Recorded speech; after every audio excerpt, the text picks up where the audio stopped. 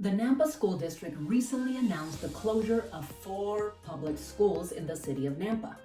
While terrible, this seems to be the trend nationwide, not only in our city. In this video, we will cover some of the reasons cited for these school closures and why, as an investor, you should care about both the schools and their potential closure.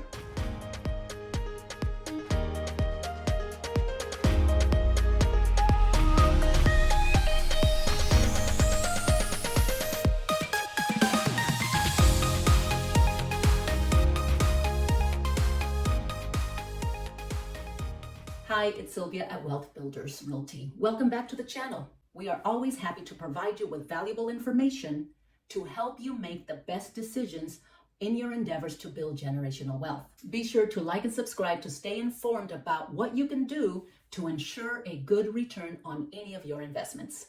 And if you are just getting started in the investment world, we would love to be your go-to resource for all things residential real estate investing.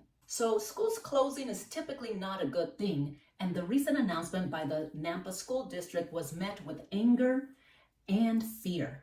Understandably so. As you will see, school districts, in particular high-performing ones, are very important to parents. And in today's show, I will show you how high-performing schools should be important to you as well. So first, let's look at some of the reasons schools would close down anyway. The number one reason cited for many school closures across the board is lower enrollment. Census data shows that less people are having kids. Well, that's sure to have an impact. Another reason cited is the millions of dollars in deferred maintenance that many of these older school buildings require. Rising costs and all of the materials and labor in this inflationary period has not done us any favors in dealing with repairs. But that doesn't tell us the whole story, because while some schools are closing, there are other schools that are thriving. So what gives? Many times it can be best explained by analyzing the changing demographics and studying typical patterns of expansion in any city. For example, in Nampa, there has been a loss of approximately 2,000 students since 2014 in the Nampa School District. However, the population of Nampa has nearly doubled during the same time period, begging the question, where did all the kids go? Well, one of the reasons is that many Nampa newcomers are older and don't have school-age kids. And like previously mentioned, there is also the less kids being born bit. Both of these would lead to lower enrollment. Then there is the expansion of cities. Typically, cities will expand to the outskirts, and subsequently, you can see how inner city schools would lose kids to those new school districts. Then there is what I would consider one of the fastest growing reasons for the shuffling of students from one school to the next. And that is the increasing number of charter schools available for parents to choose from.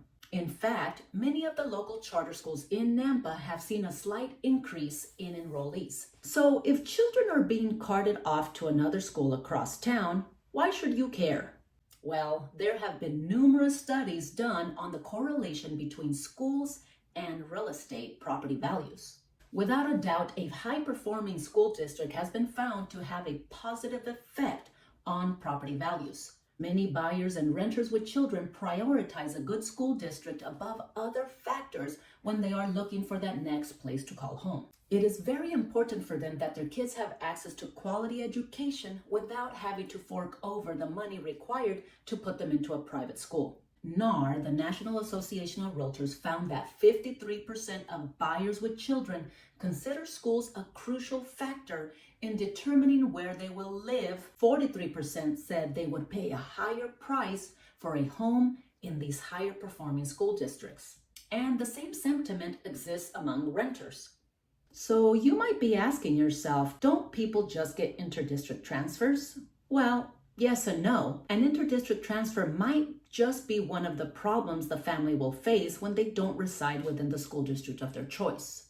While there might be instances where a parent might be able to make a good case for getting that transfer to another school district, they are not easy to come by. Furthermore, when you're trying to get into a charter school, most of those offer enrollment only by lottery. So if your number isn't one of the lucky ones drawn, you might just have to wait until the next year and keep your fingers crossed. Then there is the bus system conundrum. Taking the school bus in Idaho is free, and every school has an established bus route. If your child can't walk to the bus stop because you live further out, you will have to drop them off via car. Another reason to pay attention to the good school districts is research has shown that homes built in high-performing school districts do tend to be larger and with more bedrooms. Makes sense that if you have kids, you're probably not looking for that one-bedroom apartment. These bigger homes often lead to higher sustained property values simply because it's the parents that are driving demand for these bigger homes because they want to live there with their kids and they're vying for that school enrollment.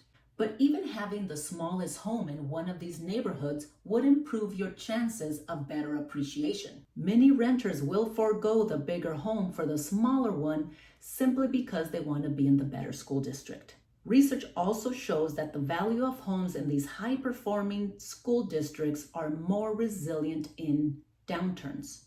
Property values are insulated because of the high demand for quality education. Even in recessions, families with children will prioritize, both owners and renters, access to better schools when looking for that next place to live.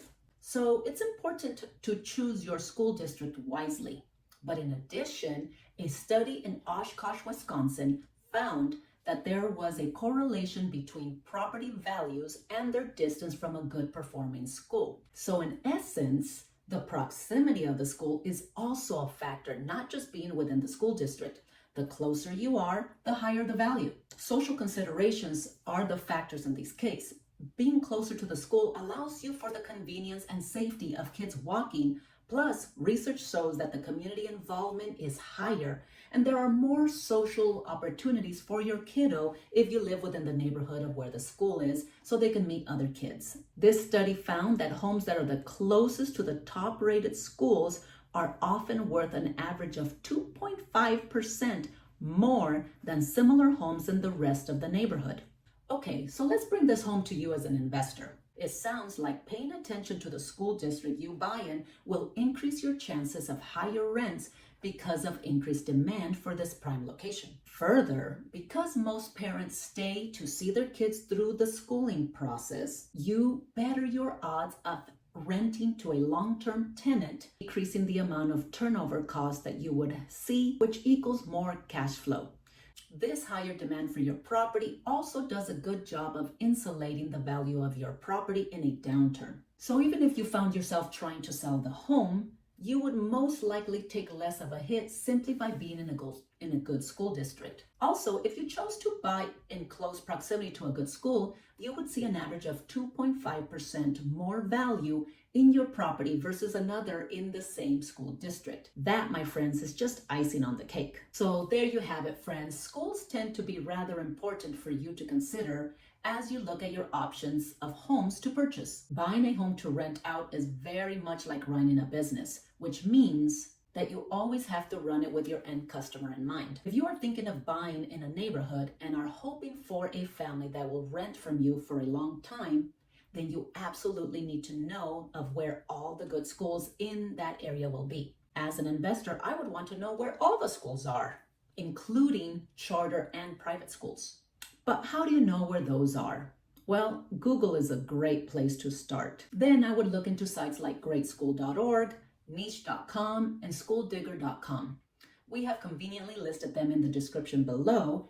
And of course, please reach out to our team at info@mywealthbuildersrealty.com for any further questions.